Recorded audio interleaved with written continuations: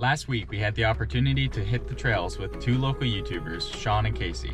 Both of them were kind enough to take us on a walk around of their very cool Jeeps, and as always, we're going to take you with us.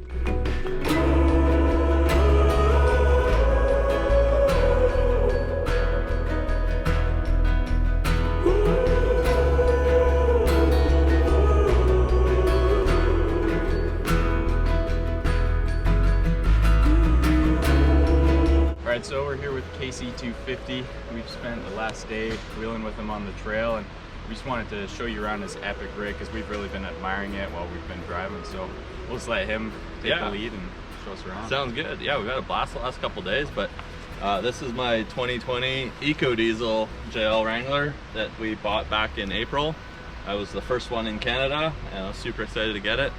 And we've just been slowly outfitting it for going on our adventures, which Shaun from the Story Till Now and I have been doing all summer pretty much all over British Columbia, and figuring out what I want and what I need. But we can do a quick little walk around, talk about some of the gear on here.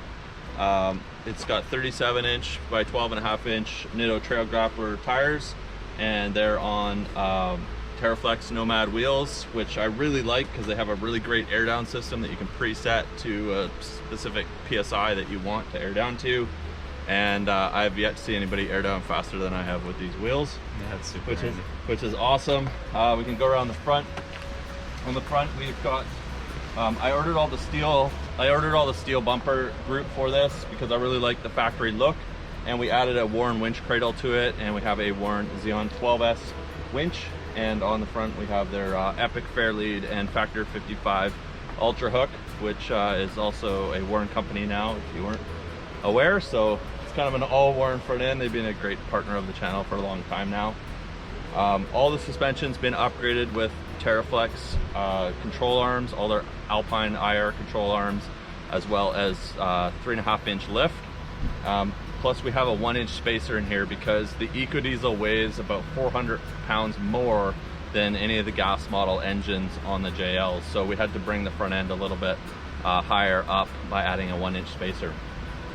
Inside, we've slowly been adding gear to it to make it a bit more camping and overland friendly. We're still camping out of a tent over underneath this tarp. We have just a ground tent. I am planning to add a roof rack to the Jeep in the future with a rooftop tent.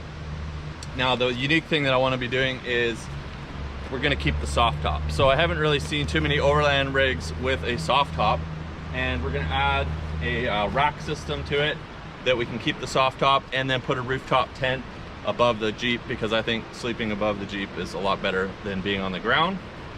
As far as the inside, it's pretty simple. We haven't added too much to it, but I've just got some storage, all my dry goods as well as cooking. We've got the stove, a Jackery 1000, which powers my espresso machine and keeps all my devices charged. I run an electric chainsaw, so I've got my DeWalt charger there that we can keep that topped up, as well as drone batteries, GoPro batteries, and just a few miscellaneous things. On the other side, I have a fridge. It's a Dometic CFX 28 quart fridge, nice and small and compact because I don't do a lot of long trips, usually 1 or 2 days, and it's just enough for me to put a few days worth of food in. And if I want to go on just a day trip, it's nice and light and easy to just throw in the Jeep and bring back inside. So I like to keep my fridge fairly small and compact, and yeah, it saves space as well. Around the back, on the back here, we've got Warn's Elite tire carrier and bumper setup, which replaces the factory bumper and integrates the tire carrier. The 37-inch tire being a lot heavier than a factory tire. This has been a great tire carrier, no squeaks, no rattles. We've got the ARB twin compressor on the back. Everybody's always asking what I have this mounted to. It's a JCR's steel MOLLE panel that we've replaced on the back tailgate here, and mounted up the air compressor to. We've got a Tuffy security deck and enclosure, which keeps my main gear, which is all my tools and most of the expensive stuff, if I'm just leaving it in the Jeep, secure. It's got 3 walls around the sides, and then the top closes, and you can't access this if the tailgate's closed and locked. And yeah, up top, this is where I store just all my camping gear right now. I've got this massive 12-pound sleeping bag, which is super warm. One of the things I really don't like is being cold when I'm out camping, so I bought this. It's probably not the most space economical sleeping bag there is, but it's super warm, and I've been really enjoying it this weekend. And then I just kind of tuck my gear in everywhere else. We've got the yellow jerry can because we got to carry diesel because it is a diesel Jeep, and all my tools and such down below here and in the back. And oh yeah, we've got the worn recovery bag here, which has all my tree saver of snatch blocks and recovery straps inside, so it's easy to grab, pull out if we need to take somebody out of a sticky situation. Going around to my area, we've tried to keep this as neat and tidy as we can and efficient. So we've got a 67 Designs rail mount on the dash and a wireless phone charger, which is what runs my maps, as well as I can grab it quickly off of the wireless charger and take photos.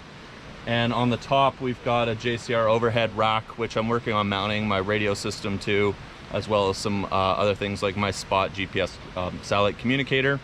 And it's kind of a nice place to mount a radio if you want to just clip it on, or knives or things you want to quickly access when you're out on the trail. So just kind of a nice little setup. And we've kind of trying to dry some clothes from yesterday over on the passenger side there, and in the footwell on the passenger side I keep a box with all my camera gear and drone and everything like that, and we charge everything in the glove box where I have some USB ports I installed and keeps all my batteries topped up.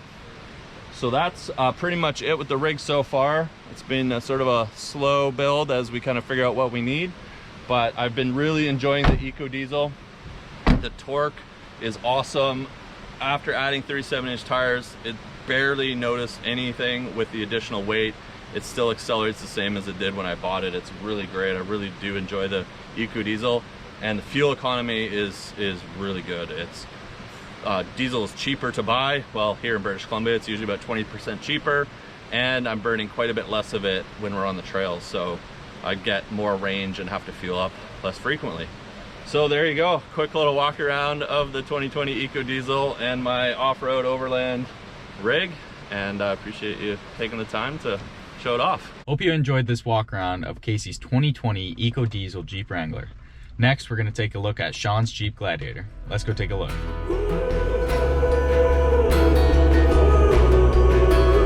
Alright, so we're here with Shaun from the Story Till Now, and we've been trying to meet up with him for the past couple of months and be able to get on a trail. And yesterday we had an epic time doing that in the rain, and we got to really see how well his Gladiator could perform. So we'll just get him to kind of show you around the Jeep, and it's quite an epic rig, so it'll be really interesting to see what he's done to it. So cool, thanks. Yeah, this is my 2020 Jeep Gladiator, purpose-built for adventure. It's got a 4.5-inch lift, and I did that because of the length of the truck. I do a lot of road travel, but I also do a lot of more extreme trails and stuff like crossing landslides and washouts and kind of rivers. It's kind of the stuff that I'm known for, I guess. So I wanted to have enough height for the breakover angle so that we could easily get over obstacles in it, despite its lengthy design. And then we're running 37 by 12.5 Nitto trail grapplers on 17-inch beadlock wheels from KMC. Beadlock wheels for the winter so that we can go down to really low tire pressures and get more traction and not have the rubber come off of the tire. We also got big beefy rock sliders and armor here. One of the first things that I did wheeling this thing was winch myself into a giant rock under the door and put a huge dent in the bottom of the truck. So that was around here, so we covered that up with some armor and popped it out as best we could. And now these big beefy rock sliders protect me from that kind of stuff.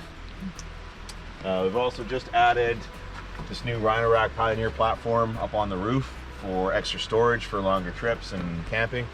We got the first one of these in Canada. It was awesome of them to trust me to help them roll that out. Coming around the back here, obviously we got the iCamper Skycat Mini rooftop tent on here, which I like because it's a hard shell and it opens up and folds down in less than a minute. So for me, I'm on the road a lot, usually only camp for one night at the same place and then moving on to another spot. So quick pack up is important.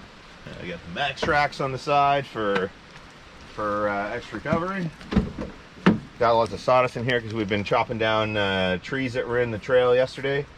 But some of the stuff I carry with me in the truck, we got a couple of bags of recovery gear from Freedom Recovery Gear, Canadian-made gear. Got the portable toilet seat, essential when you're camping. Tools, V-bar chains, Coleman stove, fold-up chair, spare tire, and my big floor jack, off-road jack that you can put big tires on to wheel around in the mud. So it's one of my favorite things. All right, that wraps it up for this video. I hope you found it informative and got all kinds of great ideas. If you're not already, make sure to follow both of these guys on YouTube. The links will be at the end of this video. Stay tuned for part 2 of our adventure together on Vancouver Island, coming out this Sunday.